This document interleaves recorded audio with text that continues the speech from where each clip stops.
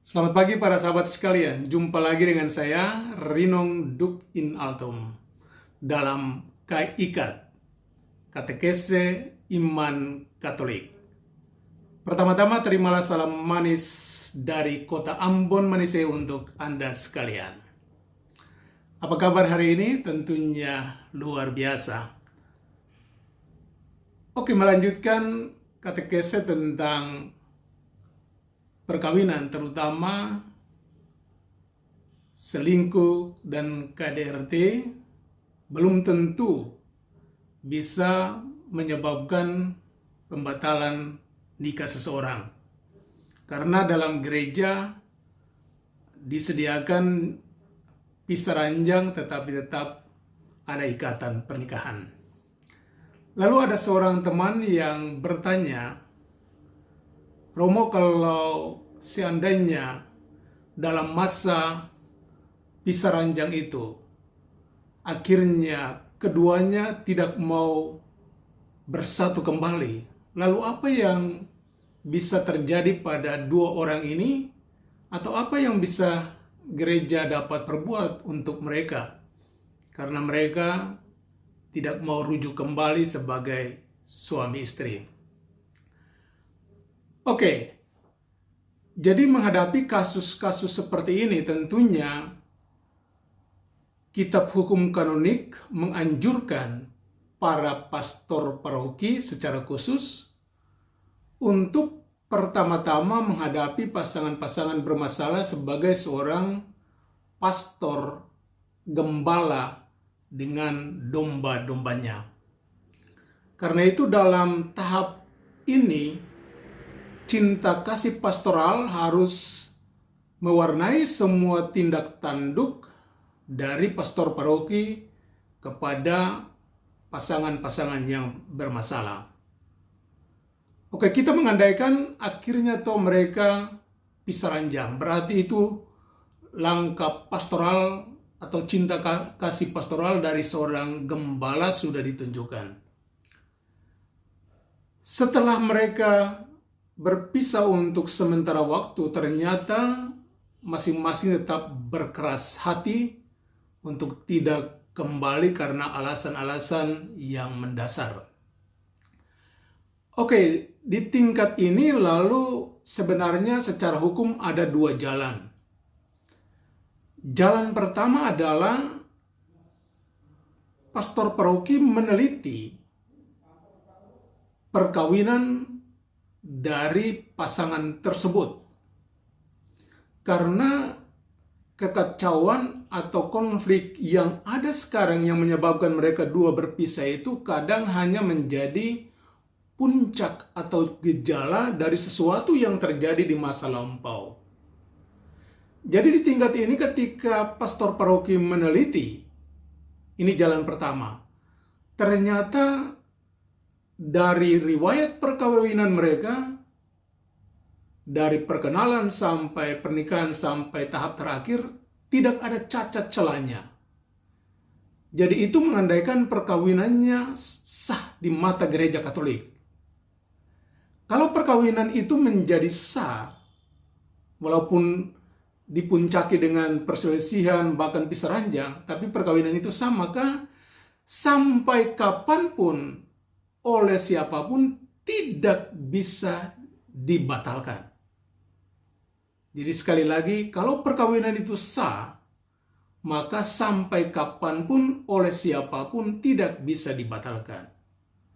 Nanti kita akan melihat lagi bagaimana atau apa itu perkawinan yang sah.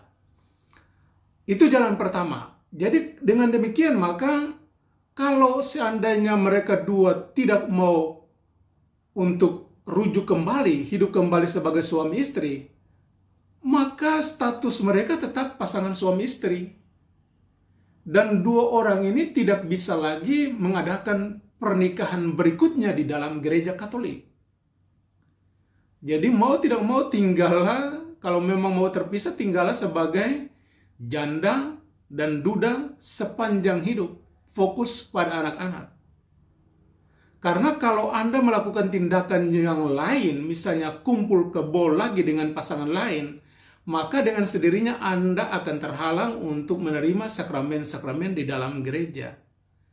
Karena sampai kapanpun Anda tidak bisa menikah, kecuali nanti pasanganmu yang lama itu dia meninggal, maka Anda bisa terbebas. Tapi selama dua-dua masih hidup, maka dua-dua tidak bisa melakukan pernikahan selanjutnya di dalam atau kedua di dalam gereja Katolik. Jadi itu cara pertama. Tentunya pasti ada banyak pertanyaan, nanti kalau ditanya saya akan jawab lagi.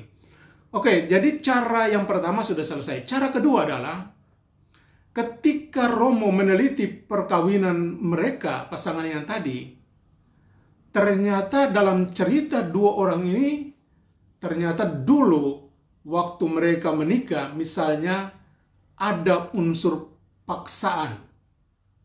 Paksaan yang menyebabkan ketakutan. Dalam bahasa Latin disebut sebagai vis et metus. Tapi paksaan dan ketakutan ini berat. Misalnya orang mengancam Anda dengan parang, sehingga dengan tidak ada cara lain selain Anda memilih untuk menikah.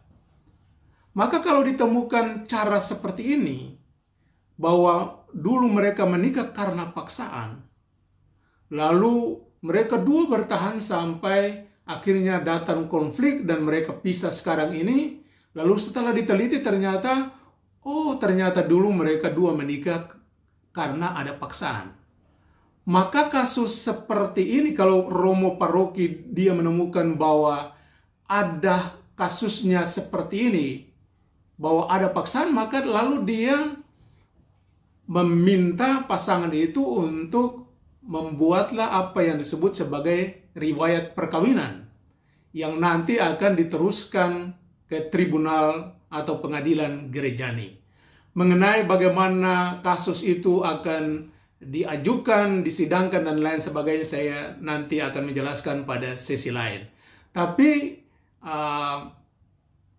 cara yang kedua itu, jadi setelah dia diajukan ke pengadilan, lalu para hakim gereja, hakim pengadilan mereka meneliti kasus ini, dan kalau memang ada dasar seperti tadi bahwa paksaan, maka lalu kasus ini bisa dibatalkan dengan sendirinya ketika surat keputusan pembatalan dia keluar, lalu membebaskan dua pasangan ini, dua orang ini dari nikah mereka yang pertama, lalu status mereka adalah bebas, single kembali, walaupun faktanya memang mereka telah menikah, tapi dengan keputusan pengadilan lalu membuat mereka status bebas.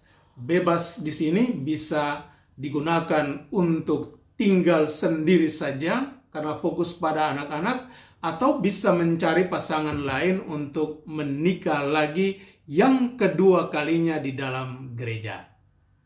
Saya kira itu beberapa hal yang saya bisa jelaskan untuk menjawab pertanyaan dari seorang pembaca atau penonton video yang pertama kemarin. Sekian dan terima kasih. Sampai jumpa dalam katekese berikutnya.